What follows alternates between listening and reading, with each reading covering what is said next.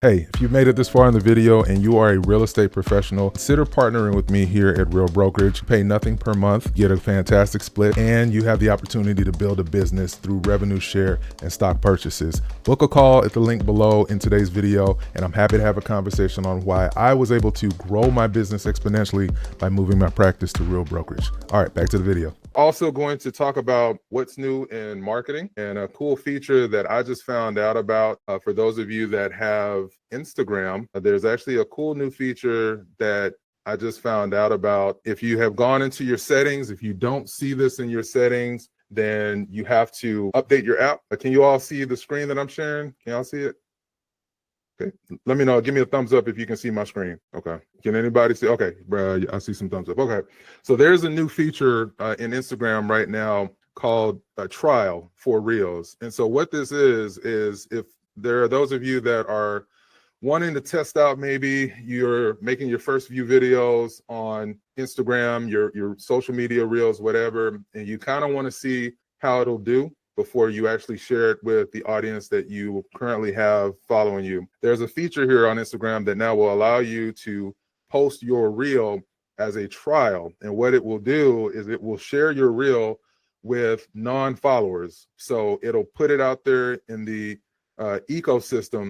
It'll put it out there in the ecosystem of Instagram, and it will give you analytic information to say, okay, people are liking what it is that you're sharing. So now you know, okay, this is a reel that would work very well if I shared it with my personal audience.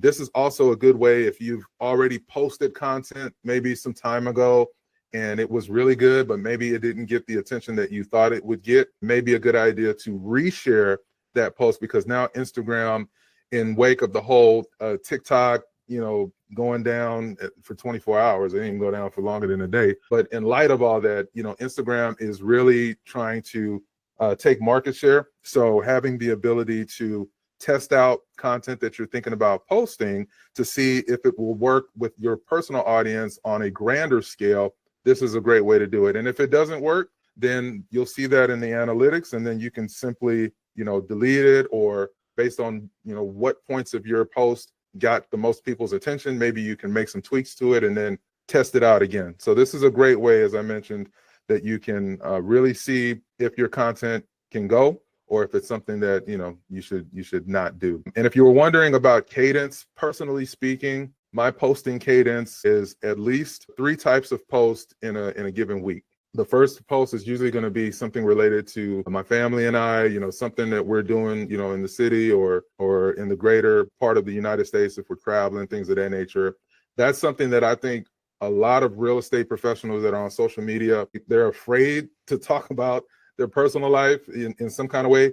I don't need to know who you voted for, or if you hate this person, hate that person. I don't need to know any of that. And neither do your viewers, but people tend to want to know that we as real estate professionals are human beings. And by posting something related to your personal life that is a professional thing to talk about, it will add a human aspect to you as a professional, because a lot of times people don't really care about your just listeds or your just sold. They just want to see, you and what all you're into and things of that nature. For me, for example, I'm vegan. I've been vegan for coming up on 10 years, 100% plant-based. So me telling that story and how, my health had changed, how I was suffering in certain things health-wise, and then moving to a plant-based lifestyle helped XYZ ailments that I was potentially dealing with. Like, that's a story that's pretty interesting to some people. Even if they're sitting there munching on a steak, that's okay. But they're learning a little bit about me. And they may have a family member or a friend that's moving to the city of Atlanta that is a vegetarian or vegan or whatever, the case is, that they send my way just because they know that I'll be able to take care of them in that specific capacity. The next thing that I like to talk about on social media and post reels on, it goes without saying, of course, home tours. I've said that ad hominem because home tours are really they just really do well on social media. And the reason being is because most individuals that are scrolling on Instagram or TikTok, they're on there to be entertained. They're on there to escape from whatever it is that they're personally dealing with. So if I'm living in a trailer park, for example, but I have dreams to own, a big mansion or whatever the case is, I'm going to go on Instagram. And if I see your videos and let's say I come into some type of windfall of some sort, or, I'm in a position financially that I'm able to get out of this trailer park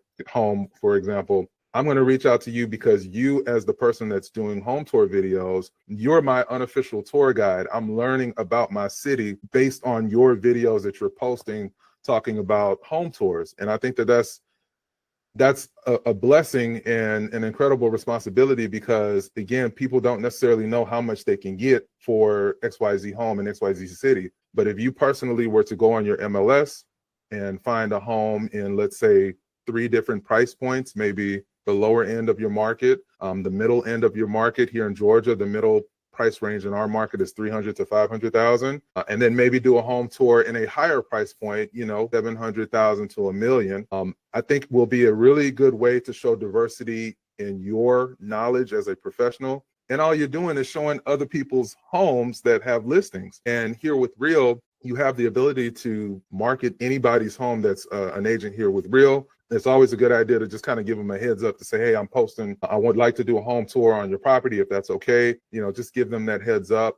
But you have the ability to do that. If you wanted to go exploring new construction communities with a friend of yours, that's a great opportunity to now do new construction home tours in your city, because you're working with a friend or family member that can be your quasi client, if you will. But now, because you have someone that you can, take on that home tour, they can be your gateway into other price points that may be outside of your reach. So for me personally, I never call myself a luxury agent. I've sold homes that are in that luxury price range, but I don't personally call myself a luxury agent because I don't sell enough of those kind of homes. And I also don't want to make my potential buyer client that connects with me feel like they can't work with me because they're only interested in buying a home that's 300,000. I'll take them all, big or small. So I find that if I show diversity in the content that I post on my social media at all 3 price ranges, the lower end townhomes, the middle range single family homes, and then if the realtor will let me, on the higher tier, I'll show $1 million home. Sometimes with the higher tier homes, those agents know that a lot of agents are coming through just to get content for social media. So unfortunately, they may not give you pushback on showcasing the home, but most individuals in that middle price range of your market and the lower end price range of your market won't have an issue with you touring. So something else that you guys will want to take a look at, here's a good app for Instagram. Again, they're coming for TikTok's neck, apparently. So if you need a good free app that will allow you to create content without watermarks, go on Instagram or go on your app store right now and download the Instagram edits. It's not available until March 13th, but as you see here, it'll show you insights on how your posts are doing. It'll give you an understanding of your audience. You'll be able to edit videos in real time. So I use CapCut primarily, but CapCut is tied to TikTok. So when TikTok shut down, CapCut shut down. So I had to hurry up and get these videos that I had edited done, and then I had to wait it out until that was up and running. And for me personally, I don't like anything that if the world changes, then my business gets hindered. So the fact that Instagram, of course, is owned by Facebook, they provided an app that you can now use to edit video content and things of that nature on the fly. I've been speaking CapCut's praises for many, many years. I still use CapCut, but when that took place and I wasn't able to get any edits done, that became a pain point that I was like, okay, it's time to, have an alternative in the background. InShot's another good app. Thank you for suggesting that, Tierra. And then the last video here that I want to show you. Oh, Randall has a question. Go ahead, Randall. What's the name of the app again? Instagram edits. Instagram edits. Got it. Appreciate it. Instagram edits. Yes, sir. You can always, for those of you watching that have an Instagram account, and drop your Instagram handles in the comments so we can all give each other a follow and all that. Wherever you are on social media, drop that in the comments so that we can all engage with each other and help push the algorithm into our group's favor here, because we got. Drop your handles. Mine is Sold by Marvin everywhere. So please give me a follow, please. And then the last thing I want to show you is a very creative video that an agent did that I'm going to see how I can rip this off and duplicate this in some way. And it was incredibly creative. The audio might be a little janky, so I'm going to raise the volume here. But you guys check this out. It's Julie Thompson. I'm a real estate agent. I just want to be remembered. I sold that house to them, and she doesn't remember me. Babe, that was 5 years ago. Yeah. Stuart? Can I help you? It's Julie Thompson, the agent who helped you find this house. We saw like 50 houses together. Your son pooped on a coffee table at one of them. Look, I don't know who you are, but I'm gonna have to ask you to leave. I go here, they don't remember me. I go there, same thing. I don't know what's happening. You're overreacting. Your clients love you. How come they're all unsubscribing from my recipe emails and returning my fridge magnets? How does it make you feel when clients don't remember you? Angry, confused. I mean, all the things we've been talking about since we met when I sold your house. Are you kidding me? That was literally 6 months ago. I don't think that happened. Hi, this is Julie Thompson, your agent. No, I'm not looking for an agent. I am one. I helped you buy your house. Do you remember? Do you remember me? Do you remember me? Do you remember me? Do you? All right. Now, of course, that was that had some Get Out vibes to it. If you guys remember that movie, Get Out, and this is just letting you all know. I mean, obviously, this is an ad for, it says, a client experience platform called Mosaic. I've heard about this, but I mean, there's just a whole bunch of ways, y'all, that you can really, go into your creativity to present yourself to your potential buyer and seller clients. Of course, personally speaking, I don't have the budget to make a movie like this, but I think that there's some cool stuff that I can take away from something like this. That, for one, it's letting you know that as a real estate professional, you want to always be top of mind with your clients, because they can and will forget you. And if it wasn't the most pleasant experience, then they will definitely forget you, and you'll see them 2-3 years down the line selling their home with another realtor, and you're like, what in the world? I helped you buy this house. So I think that is incredibly important as we're navigating, what's going on in our world, that we always strive to add value to individuals in our ecosystem. But don't just be a person that's reaching out to them to ask them if they're ready to buy or sell. Be a resource. I was talking with Drew on our team here, and he was sharing some of the neat things that he's doing for his clients just to provide value. Whenever I cold call, I don't bring up about if they're ready to buy or sell. I call them as a resource. And I've talked about that with some of you, that one way to kind of get past your nerves from a cold calling standpoint is to simply say in your mind, I'm going to call this individual to give them helpful information. Whether or not they're ready to buy or sell is not of any consequence to me. I'm just going to share with them helpful information. So before our call today, a lead came into my CRM from one of the places apparently advertising, and they were searching for a home. My Lofty picked it up, and I immediately, whenever I get a lead from Lofty, I immediately reach out to that person, usually via text. I try not to call because that can be a little weird, especially if they don't know that my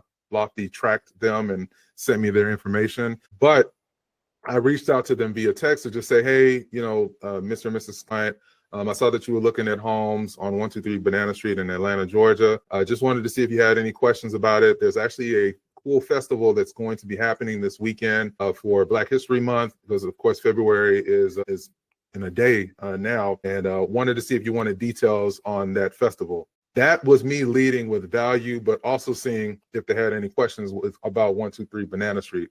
So try to take yourself out of the situation, and that usually will help remove your nerves if you go into the role of an actor, if you will. On my calls, I'm Denzel Washington when I'm on the phone. So I'm literally doing his mannerisms as I'm talking. I'm like, so what'd you say? Huh?